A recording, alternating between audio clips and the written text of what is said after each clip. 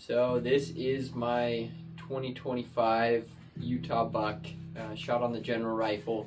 And just to give you a little bit of a backstory about how it went, we didn't get a lot of film when we went out that day when we found this buck. It was kind of a Hail Mary. So backing up to a couple days before season, I had ended up going to our unit. I just rolled down there by myself, taking the dog. Season wasn't open yet. It had opened. It was gonna open in 2 or 3 days, something like that. We just got in a snowstorm, and I decided to go check out this one spot that I'd been eyeing for a long time. Never stepped foot over there, never even seen the mountain itself. So just took the dog, ran down there for a scouting trip, and ended up running into a couple pretty good bucks while I was up there. And so ultimately we had decided that that was where we were going to hunt. We had seen a lot of pressure around there. We weren't sure if it was going to be deer guys, elk guys, general, just recreational campers, whatnot. We weren't quite sure about any of that, so we decided that we were just going to go down there. And we had some stuff happen the morning of, finding keys mainly. I threw my back out the morning of the opener too. Had to kind of hobble up the mountain, so we were late getting to this big open basin that we wanted to go see. So we roll up there.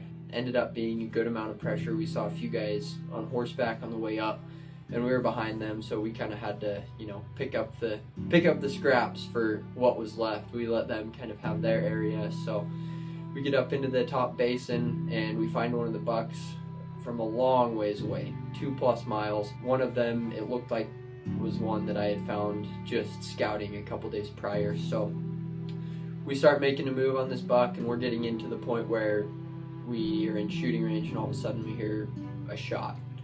And then 5 minutes later, another shot. 5 minutes later, another shot. Turns out there were a couple people up there that seemed to be frustrated with the lack of bucks, or so they thought, and they decided to start just taking some target practice. They were shooting rocks up on the basin. That day was kind of a bust. We figured that they would be up there just hanging out all day. We ended up just backing out of there, running back down. Decided to go back and continue the search in another area. Weren't able to turn much up later that day, so we ended up bouncing, and then Ross went out by himself for a day, and then we decided to join up one more time before the season was over.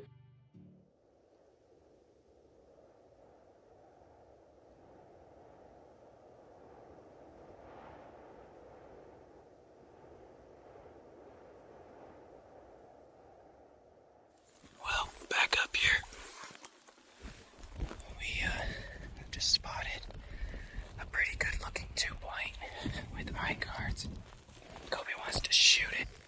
We're gonna get a little closer, cut off some distance, see if we can get a shot at him.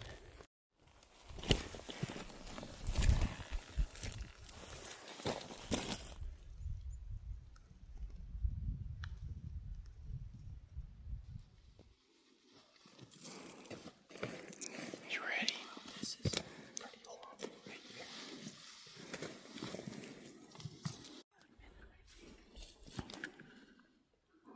Take your time.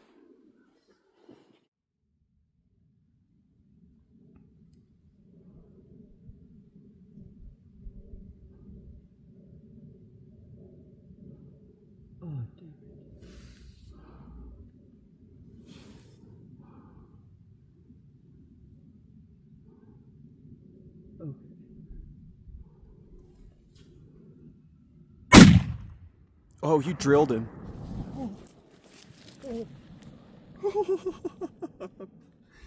Yes. There you go. I'm watching him. No way. Up. Here he goes.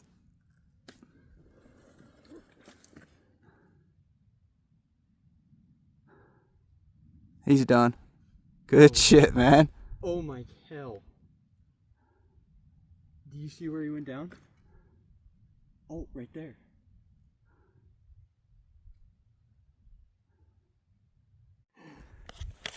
No way. You drilled him. We're done. Binos again. Yeah, he's done. Oh, I see him. His ass is facing us, isn't it? Mm-hmm. Oh Oh my We god. have a long day. Fist bump.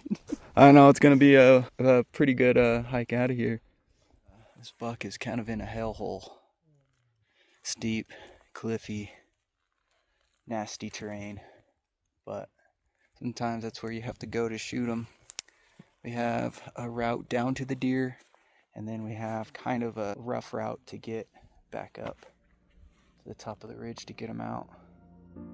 We took a long time, got a lot of pictures with this buck. It was pretty special. I had never shot a deer with a rifle before. All my other deer that I've shot have been with a bow, and then of course we had the muzzleloader hunt this year that neither of us were able to kill a buck on that. So this was my very first deer with a rifle, which was super exciting, and it was quite the adventure getting down in there. It was more than we thought we were gonna have to do on that day. We thought we were gonna find them up higher, but it was a brutal pack out once we got it all cut up and into the backpacks. I think it took us 7 hours to get out of this drainage. You know, we would go up on the sides. We wanted to avoid the creek bottom because we saw very early on that there were a lot of cliffs down in the bottom where water had just run down, and it was impassable to take the bottom of the canyon. It wasn't very thick like we suspected it would be, but there were a lot of big cliffs that you couldn't even scramble up even if you didn't have a heavy pack on. So we dropped down a couple times, tried to take that, found out very quickly that it wasn't going to be doable. So we get up on the sidewalls of these canyons and ended up side hilling.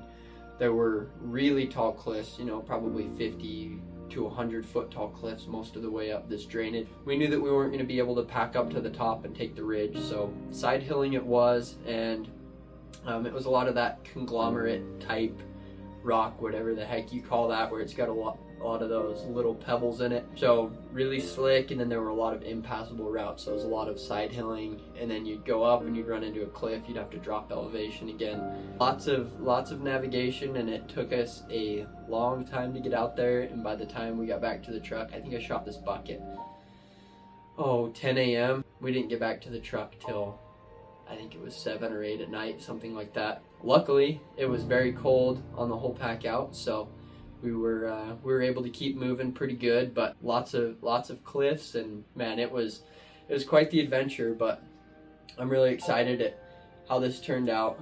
Ross stuck it out with me for the whole time, dropped all the way down into this canyon, and we got him out of there. And yeah, it's pretty cool to have the memories from that hunt. It was a really fun way to get into rifle mule deer hunting, as that was something I had never done before. And yeah, it was an unforgettable experience, and I am super happy with everything about how the hunt turned out.